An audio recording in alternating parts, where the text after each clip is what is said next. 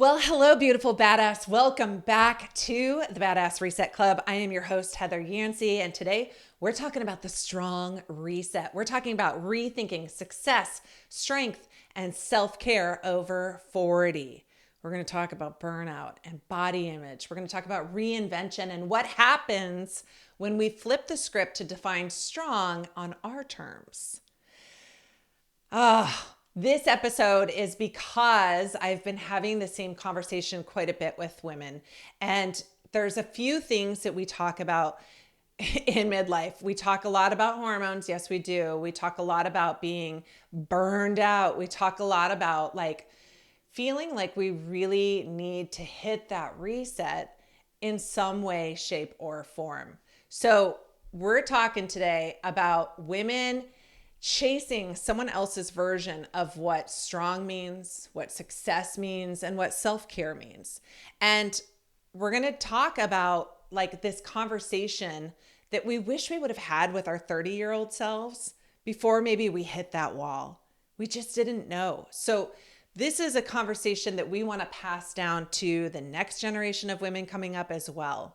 I've got 4 main things that I want to share with you today, 4 key points here, and hopefully some really good takeaways. I know that they've helped me tremendously, and I'm sure that they'll help you as well. Number 1, we're going to talk about burnout. And ladies, I'm so freaking tired of women wearing burnout like a badge. Let's have a wake-up call. I used to do it too. I am totally guilty. But midlife women are conditioned to equate value with productivity and with sacrifice. I mean, how many midlife women are constantly on the go all day long and giving? We have signs of the fact that we're burned out, but we're still functioning. So you might think I'm not burned out because I'm still going like, a jackrabbit all day. But no, think about this. Here's some signs. You could be resentful. So having resentment can be burnout. Having fatigue, obviously. Having that mind-numbing fatigue where it's hard to get out of bed in the morning, that can be burnout. And then having disconnection. So maybe it's something that you've loved doing for so long and now you just feel disconnected. You feel like meh, as I've said many times when I hit the wall. That's how I felt, meh.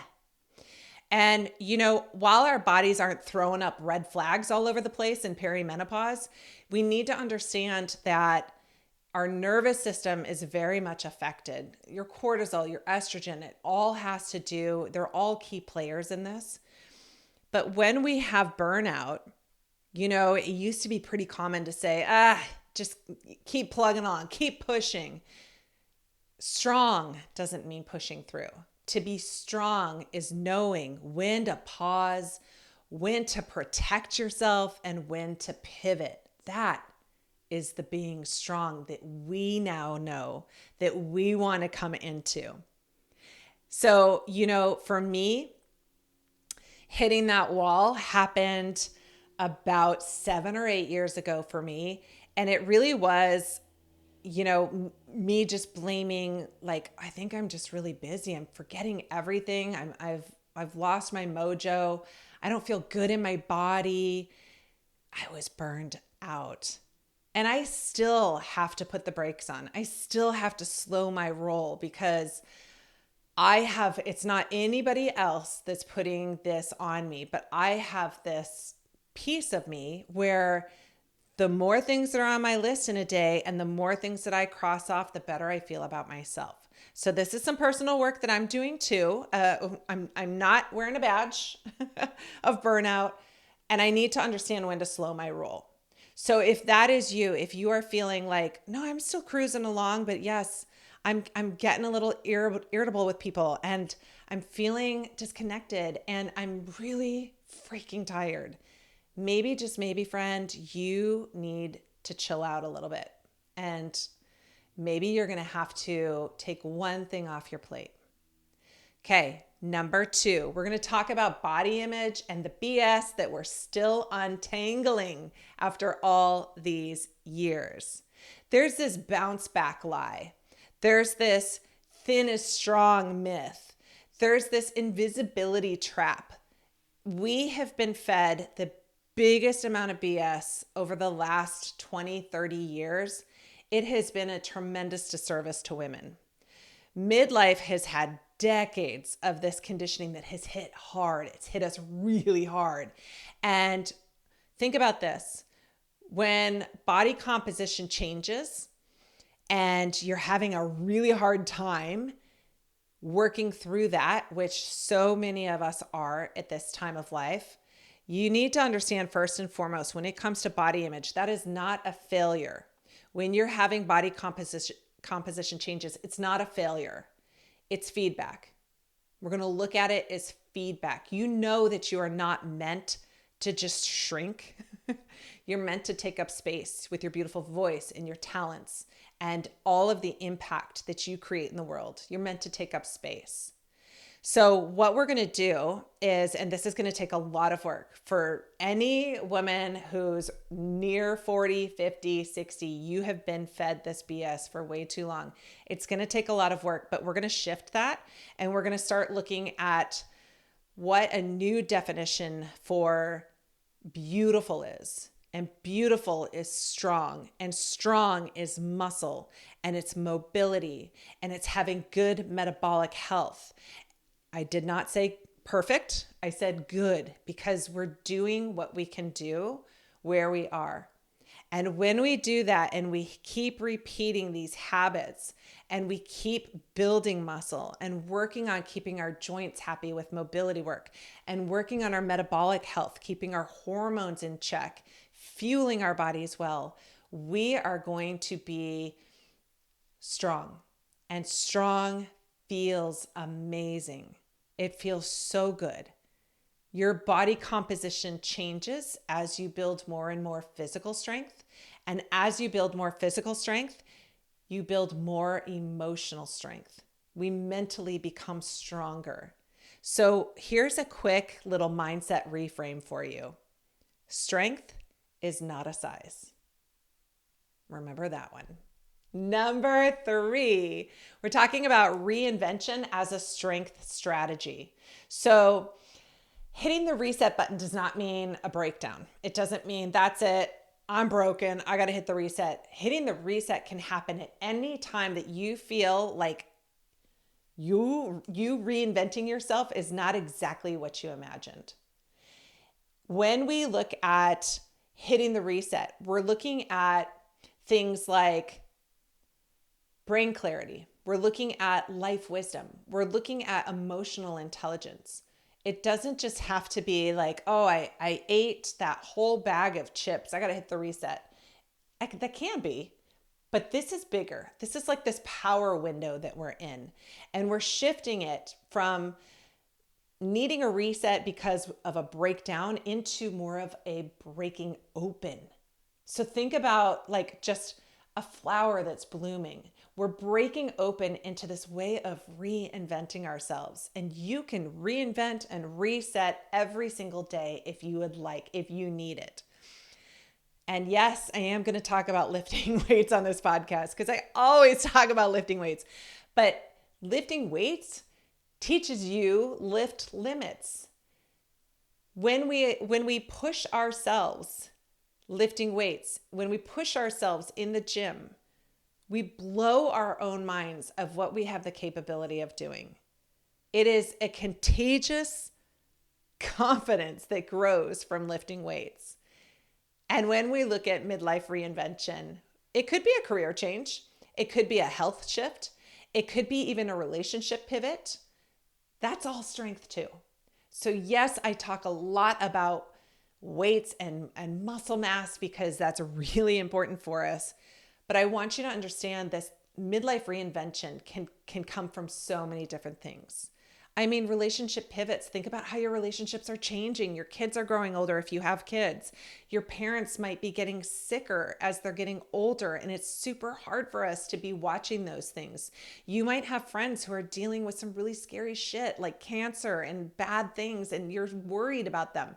So the relationships are constantly going to pivot and change, and that's a strength, working on that. Your career. You know, maybe you've built up this career your whole life and now you're thinking, what's next? What's my next step? Do I want to write a book? Do I want to try something different? Do I want to go for that promotion? That's going to be a strength, working on that. And of course, your health shifts. So anytime that we're working on bettering our health, we're getting stronger. So your new strength standards, we're thinking about being aligned in all aspects of our lives. We're thinking about being resilient. We're thinking about being present, and we're thinking a whole lot about being powerful. I have a question that I want you to ask yourself, and we're going to ask, and I want you to take a pause, take a few seconds to think about it. What version of strong are you stepping into now? So, taking in what we've been talking about here for the last few minutes, what's that version that you're stepping into now? And maybe that's going to constantly change. Maybe that's the question that you're going to ask yourself several times this week, and it might open your eyes to something new.